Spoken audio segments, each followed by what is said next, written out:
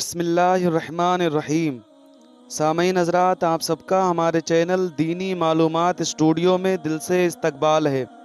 आज हम आप हज़रात को अमीरुल मोमिनीन हज़रत अबू बकर सिद्दीक़ रदी अल्लाह ताला अन्हु और हज़रत बिलाल हबशी रदी अल्लाह ताला अन्हु का बहुत ही प्यारा वाक़या बताने जा रहे हैं।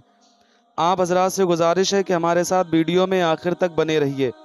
तो चलो दोस्तों, वीडियो को शुरू करते हैं। हज़रात मोहतरम आशिक़ रसूल हज़रत सैयदना बिलाल हबशी रदी अल्लाह ताला अन्हु हबश के रहने वाले थे। आप ग़ुलाम थे और उमैया बिन खुलफ़ आपका आका यानी मालिक था। उमैया बिन खुलफ़ एक बहुत ही ज़ालिम इंसान था।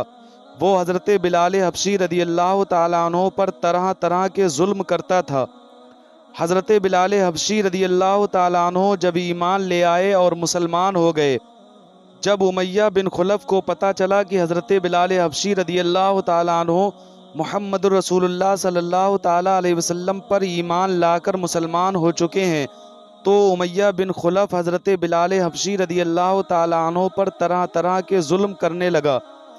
उमैया बिन खुलफ़ ने हज़रत बिलाल हबशी रदी अल्लाह ताला अन्हु को तपती हुई रेत पर लिटाया और कहा, ए बिलाल हबशी, ईमान को छोड़ दे और मुहम्मदुर रसूलुल्लाह सल्लल्लाहु ताला अलैहि वसल्लम का कलमा पढ़ने से बाज आ जा।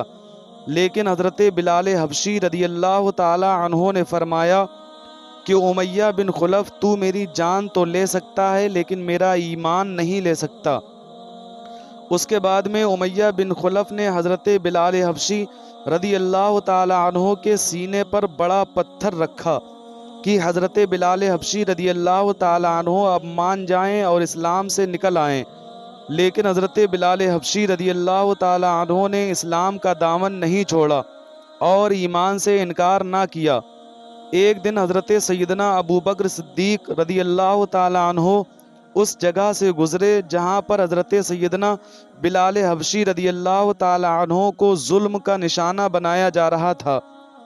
हज़रत अबू बकर सिद्दीक़ रदी अल्लाह ताला अन्हु का मक्की घर बनी जुमहू में था।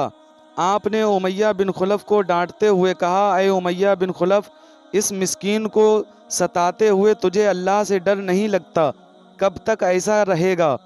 ये सुनकर उमैया बिन खुलफ़ कहने लगा, ए अबू बकर, तुमने ही इसे ख़राब यानी मुसलमान किया है, तुम ही इसे छुड़ा लो। हज़रत अबू बकर सिद्दीक़ रदी अल्लाह ताला अन्हु ने फरमाया, मेरे पास बिलाल से ज़्यादा तंदुरुस्त व तवाना ग़ुलाम है। ऐ उमैया बिन खुलफ़, बिलाल मुझे देकर वो तुम ले लो। ये सुनकर उमैया बिन खुलफ़ कहने लगा, मुझे मंजूर है।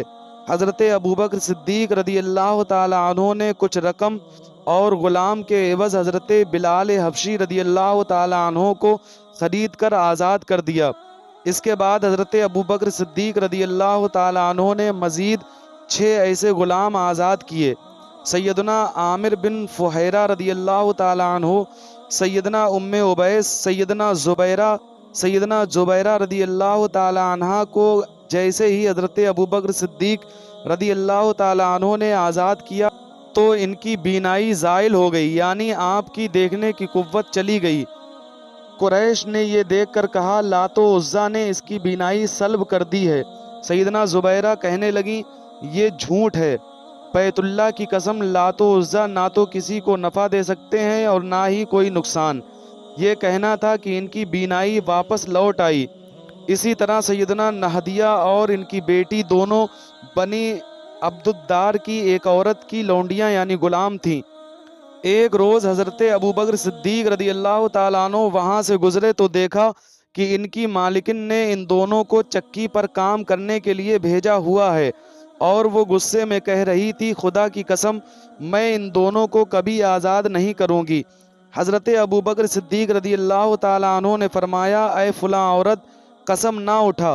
उसने कहा, ए अबू बकर, तूने ही इन्हें ख़राब किया है, यानी मुसलमान बना दिया है, तू ही इन्हें आज़ाद करवा ले। हज़रत अबू बकर सिद्दीक़ रदी अल्लाह ताला अन्हु ने यह सुनकर फरमाया, इनकी कितनी कीमत है?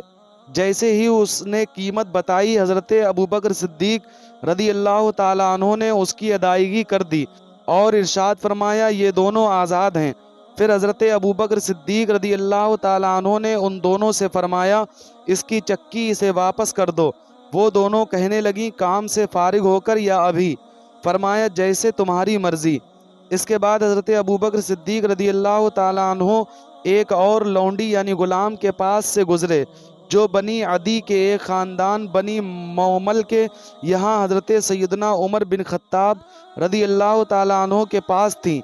وہ اسے بہت سخت تکلیفیں دیا کرتے تھے تاکہ وہ اسلام چھوڑ دے، کیونکہ حضرت عمر فاروق اعظم رضی اللہ تعالیٰ عنہ اس وقت ایمان نہیں لائے تھے جب حضرت عمر فاروق اعظم رضی اللہ تعالیٰ عنہ اسے مار مار کر تھک جاتے تو کہتے میں نے تجھ پر رحم کر کے نہیں چھوڑا، میں تھک گیا ہوں، ابھی پھر سزا دوں گا۔